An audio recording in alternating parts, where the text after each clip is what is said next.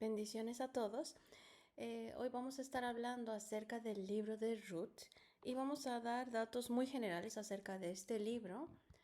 El autor es desconocido, no sabemos exactamente quién escribió este libro y su nombre viene porque la protagonista principal de la narración es una moabita que se llama precisamente Ruth. La idea clave de este libro es la redención de esta moabita, es decir, su salvación. Y este libro contiene la narrativa de la historia de Ruth, quien es la bisabuela del rey David. Esta historia sucedió en la época de los jueces y se le llama una joya de la literatura hebrea. Los temas principales son la desesperanza, la fidelidad, la redención y después vamos a ver un convenio que se hace por medio de la fe. El versículo clave lo podemos encontrar en el capítulo 1 de los versículos 16 al 17, que dice así: Pero Ruth respondió: No me pidas que te deje y regrese a mi pueblo. A donde tú vayas, yo iré. Donde quiera que tú vivas, yo viviré. Tu pueblo será mi pueblo y tu Dios será mi Dios. Donde tú mueras, allí moriré y allí me enterrarán. Que el Señor me castigue severamente si permito que algo nos separe aparte de la muerte. Amén. Bueno, vamos a hablar de manera muy general acerca de este libro. Y esta es la historia de una familia con un padre, una madre y dos hijos. El padre se llamaba Elimelech, la madre Noemí y un hijo Malón y el otro Kelión. Es interesante ver que la palabra Elimelech significa Dios es rey. La palabra Noemí o el nombre de Noemí se traduce como dulzura. Malón significa débil o enfermizo y que león se traduce como eh, agotamiento. También tiene que ver este agotamiento con algo de alguna enfermedad.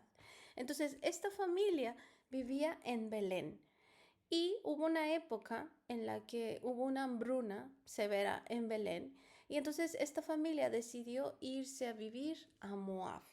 Ya estando en Moab, los hijos de Noemí se casan, cada uno con una moabita, y desafortunadamente muere el padre, después mueren también los dos hijos de Noemí, y ella se queda sola con sus dos nueras.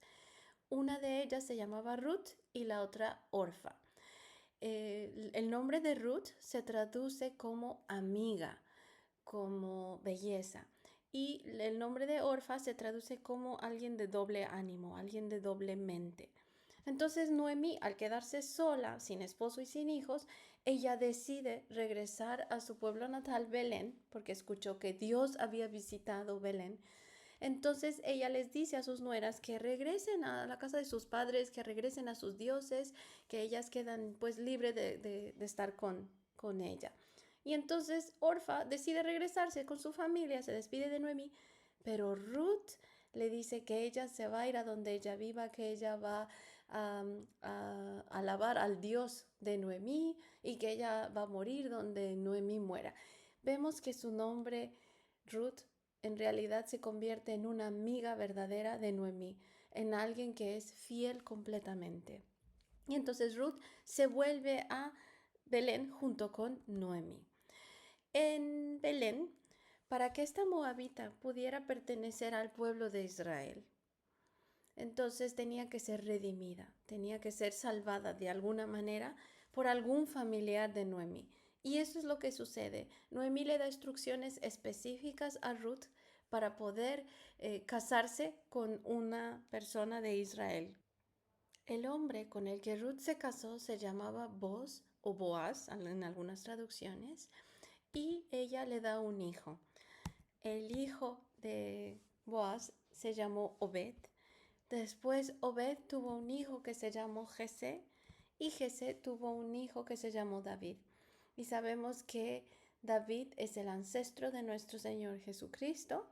Y entonces podemos ver en esta historia de Ruth cómo los planes de Dios de redención pueden incluir a todo el mundo, no solamente a la nación de Israel. Cuando leamos el libro de Ruth vamos a encontrar los siguientes hechos. En el primer capítulo vamos a encontrar la historia de la familia de Elimelech. Después vamos a encontrar que Noemí regresa con Ruth a Belén. después Ruth en el campo de Boaz o Boaz, después este hombre se fija en Ruth, Boaz toma a Ruth por esposa, después se mencionan los antepasados del rey David. Y bueno, nosotros lo que vamos a hacer es tomar algunas lecciones prácticas, algunas lecciones espirituales que podemos llevar a cabo en nuestras vidas de acuerdo a lo que nos enseña este libro. Una de las cosas que debemos aprender es que no debemos movernos de un lugar o una situación, por muy difícil que ésta sea, si no tenemos una instrucción directa del Señor. Esta familia se movió de Belén a Moab. No tenían nada que hacer en Moab. Moab eran enemigos de Israel. Y de hecho, la palabra Belén significa casa de pan. Si había una hambruna y este lugar se llama casa de pan, ellos debieron haber confiado en el Señor. Es interesante que Elimelech significa Dios es rey, pero él no escuchó la voz del Señor, no lo tomó realmente como su rey y se fue a otro lugar para solucionar un problema que era pues momentáneo, no iba a durar toda la vida. Y eso es lo que tenemos que hacer. Si Dios no nos dice, salte de este trabajo, salte de este matrimonio, deja a esta persona o vete de aquí y muévete para allá. Si no tenemos esta instrucción, no debemos hacerlo. Ahora, aunque hayan consecuencias por nuestras malas decisiones, digamos que ya tomé la decisión de hacer algo sin consultar al Señor. Bueno, pues todavía tenemos esperanza. Debemos saber que siempre hay una esperanza de redención, siempre hay una esperanza de salvación. Pero no porque sepamos esto vamos a tomar malas decisiones y después, bueno, el Señor la puede arreglar de todas maneras. Esa no es la mentalidad que debemos tener, sino que si caemos, si fallamos, si hemos cometido un pecado que realmente no queríamos cometer, entonces debemos saber que hay esperanza con el Señor. Otra lección que debemos aprender es que las decisiones tomadas en contra de la voluntad de Dios resultan en amargura.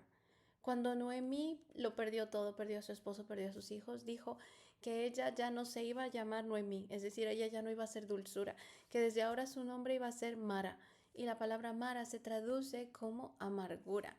Entonces, cada vez que yo hago una decisión o que yo tomo una decisión que va en contra de los planes del Señor para mí, en contra de sus propósitos, en contra de su voluntad, eso me va a traer amargura. Tarde o temprano me va a amargar el carácter. Entonces debemos estar conscientes de esto.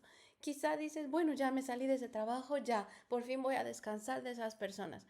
Pero va a resultar que después nos vamos a dar cuenta que esa decisión fue realmente mala y que nos trajimos un mal en lugar de un bien.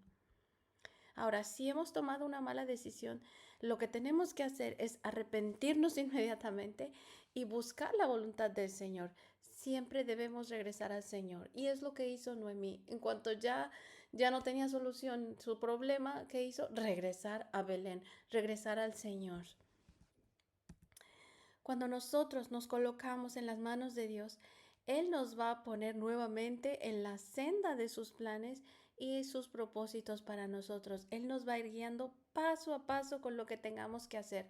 Lo que nos toca hacer a nosotros es obedecerlo. Debemos ser siempre obedientes, debemos ser siempre humildes y a veces aunque no entendamos completamente su voluntad, aunque no nos guste la situación por la que estamos pasando, debemos tener confianza en que Él está haciendo todo para nuestro bien, en que sus planes son de bienestar y no de calamidad para nosotros. Ahora, cuando regresamos a Dios, Él nos va a limpiar de todo nuestro pecado, de todas esas malas decisiones y va a restaurar todo lo que se haya perdido. Él va a reparar los trozos dispersos de nuestra vida y los va a transformar en alguien nuevo. Nosotros vamos a ser una persona nueva, una persona coherente. No vamos a ser como Orfa de doble ánimo, de que sí, no. Entonces vamos a ser personas que van a vivir y actuar en armonía con Dios y por naturaleza, por lo natural, vamos a poder disfrutar de todas sus bendiciones. Amén.